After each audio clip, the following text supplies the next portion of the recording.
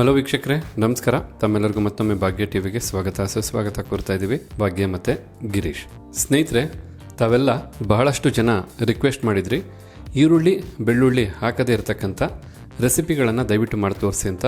ಇವತ್ತಿನ ವಿಡಿಯೋದಲ್ಲಿ ಈರುಳ್ಳಿ ಬೆಳ್ಳುಳ್ಳಿ ಉಪಯೋಗಿಸದೆ ಬಹಳ ರುಚಿಕರವಾಗಿ ಯಾವ ರೀತಿಯಾಗಿ ಹೀರೆಕಾಯಿ ಪಲ್ಯನ ತಯಾರು ಮಾಡ್ಬೋದು ಅಂತ ತಿಳಿಸ್ಕೊಡ್ತಾ ಇದ್ದೀವಿ. ವಿಡಿಯೋ ಕೊನೆವರೆಗೂ ನೋಡಿ, ನಿಮಗೆ ಗೊತ್ತಾಗುತ್ತೆ ಎಷ್ಟು ಸೊಗಸಾಗಿ ಪಲ್ಯ ಮೂಡಿಬಂದಿದೆ ಅಂತೇಳಿ.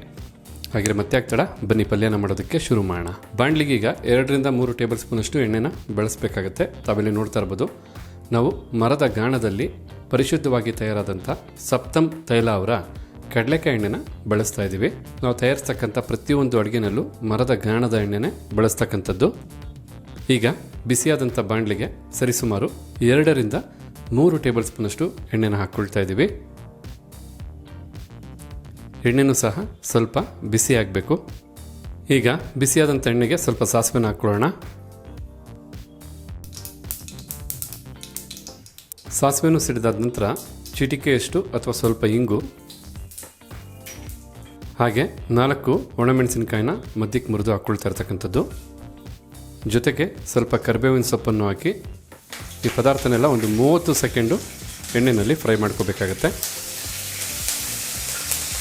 ಈ ರೀತಿ ಕರಿಬೇವಿನ ಸೊಪ್ಪು ಮತ್ತು ಮೆಣಸಿನಕಾಯಿನ 30 ಸೆಕೆಂಡು ಫ್ರೈ ಮಾಡಿದ ನಂತರ ನಾವು ಮೊದಲೇ ಹೇಳಿದಾಗೆ ಹೀರೆಕಾಯಿ ಪಲ್ಯ ಆಗಿರೋದ್ರಿಂದ ನೋಡ್ತಾ ಇರ್ಬೋದು, ಹೀರೆಕಾಯಿ ಮೇಲೆ ನೀಟಾಗಿ ನಾರನ್ನು ತೆಗೆದು ಈ ಒಂದು ಹದಕ್ಕೆ ಕಟ್ ಮಾಡಿ ತೊಳ್ಕೊಂಡಿರ್ತಕ್ಕಂಥದ್ದು. ಸರಿಸುಮಾರು ಅರ್ಧ kg ಹೀರೆಕಾಯಿನ ಈ ರೀತಿ ಕಟ್ ಮಾಡಿ ಈಗ ಒಗ್ಗರಣೆಗೆ ಅಥವಾ ಬಾಣಲಿಗೆ ಹಾಕ್ತಾ ಇರ್ತಕ್ಕಂಥದ್ದು.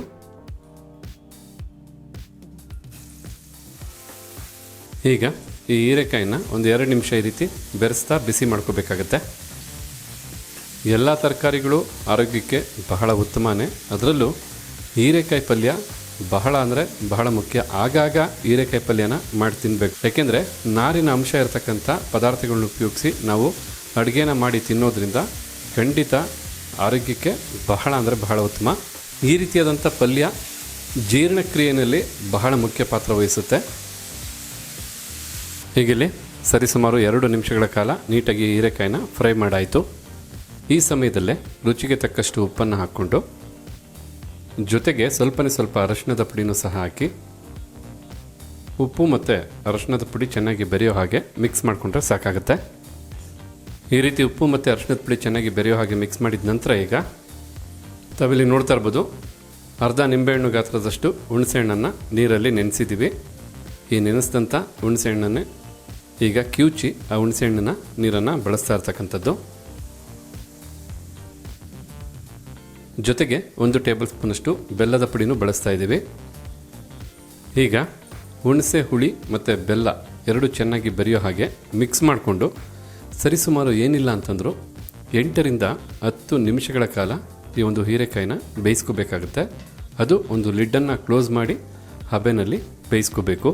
ಈ ರೀತಿ ಹೀರೆಕಾಯಿನ 8 ರಿಂದ 10 ನಿಮಿಷ ಏನು ಬೇಯಿಸ್ತೀವಲ್ಲ, ಮಧ್ಯ ಒಮ್ಮೆ ಲಿಡ್ಡನ್ನು ತೆಗೆದು ಚೆನ್ನಾಗಿ ಮಿಕ್ಸ್ ಮಾಡ್ಕೋಬೇಕಾಗತ್ತೆ. ಹೀರೆಕಾಯಿ 10 ನಿಮಿಷಗಳ ಕಾಲ ಬೇಯ್ತಕ್ಕಂಥ ಈ ಸಮಯದಲ್ಲಿ ಈಗಿಲ್ಲೊಂದು ಮಿಕ್ಸಿ ಜಾರ್ನ ತೊಗೊಂಡಿದ್ದೀವಿ. ಮಿಕ್ಸಿ ಜಾರ್ಗೆ 8 ರಿಂದ 10 ಬ್ಯಾಡಗಿ ಮೆಣಸಿನಕಾಯಿನ ಹಾಕ್ಕೊಳ್ತಾ ಇದ್ದೀವಿ. ಹಾಗೆ ಸ್ವಲ್ಪ ಸಾಸಿವೆನೂ ಸಹ ಹಾಕಿ ಮೊದಲಿಗೆ 1 ಸುತ್ತು ಮಿಕ್ಸಿ ಮಾಡ್ಕೋಬೇಕಾಗತ್ತೆ. ಯಾಕೆಂದರೆ ತದನಂತರ ನಾವು ಈ ಒಂದು ಮಿಕ್ಸಿ ಜಾರ್ಗೆ ತೆಂಗಿನಕಾಯಿ ತುರಿನೂ ಸೇರಿಸಿ ಮಿಕ್ಸಿ ಮಾಡ್ಕೋಬೇಕು. ಹೀಗಿಲ್ಲಿ ತಾವು ನೋಡ್ತಾ ಇರ್ಬೋದು, ಈ ಒಂದು ಅದಕ್ಕೆ ತರ್ತರಿಯಾಗಿ ಮಿಕ್ಸಿ ಮಾಡ್ಕೊಂಡಿರ್ತಕ್ಕಂಥದ್ದು. ಈಗ ಈ ಮಿಕ್ಸಿ ಜಾರ್ಗೆ 1 ಕಪ್ ಅಳತೆಯ ತಾಜಾತನದ ತುರಿದಂಥ ತೆಂಗಿನಕಾಯಿ ತುರಿನ ಹಾಕ್ಕೊಳ್ತಾ ಇರ್ತಕ್ಕಂಥದ್ದು.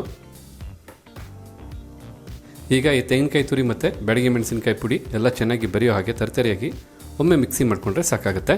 ನೋಡಿ, ಕೇವಲ 10 ರಿಂದ 15 ಸೆಕೆಂಡು 3 ಬಾರಿ 5 ಸೆಕೆಂಡು ಪಲ್ಸ್ ಮಾಡಿಕೊಂಡ್ರೆ ಸಾಕಾಗುತ್ತೆ. ಚೆನ್ನಾಗಿ ತೆಂಗಿನಕಾಯಿ ಜೊತೆ ಬ್ಯಾಡಗಿ ಮೆಣಸಿನಕಾಯಿ ಎಲ್ಲ ಬೆರೆತು ಈ ಒಂದು ಅದಕ್ಕೆ ಸಿದ್ಧವಾಗಿಬಿಡುತ್ತೆ.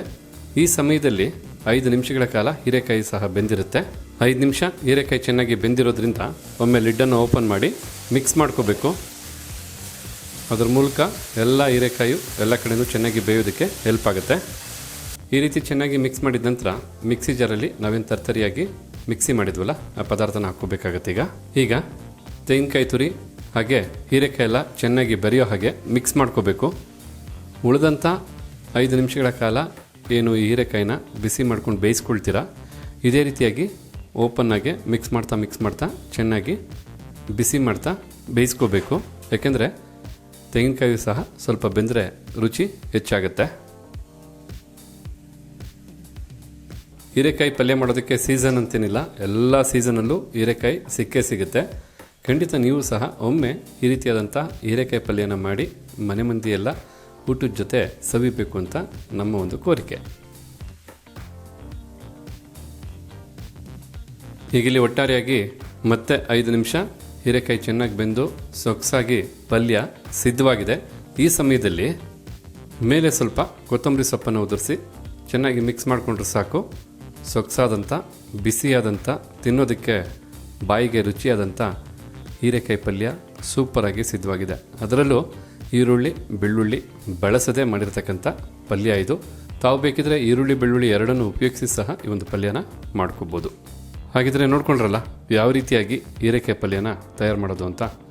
ಖಂಡಿತ ಈ ರೀತಿಯಾದಂಥ ಪಲ್ಯ ಊಟಕ್ಕೆ ಬಹಳ ಚೆನ್ನಾಗಿ ಹೊಂದ್ಕೊಳ್ಳುತ್ತೆ, ಚಪಾತಿಗೂ ಸಹ ಬಹಳ ಚೆನ್ನಾಗಿ ಹೊಂದ್ಕೊಳ್ಳುತ್ತೆ ಅಂತ ಹೇಳ್ತಾ, ಹಾಗಿದ್ರೆ ಇವತ್ತು ನಾವು ಮಾಡಿ ತಿಳಿಸಿದಂಥ ಹೀರೆಕಾಯಿ ಪಲ್ಯ ತಮ್ಗೆ ಇಷ್ಟ ಆಗಿದ್ರೆ ಖಂಡಿತ ಈ ವಿಡಿಯೋಗೊಂದು ಲೈಕ್ ಮಾಡಿ, ಜೊತೆಗೆ ಈ ರೆಸಿಪಿ ಬಗ್ಗೆ ತಮಗಿರ್ತಕ್ಕಂಥ ಅನಿಸಿಕೆ ಅಭಿಪ್ರಾಯನ ಕಮೆಂಟ್ ಬಾಕ್ಸಲ್ಲಿ ಕಮೆಂಟ್ ಮಾಡಿ.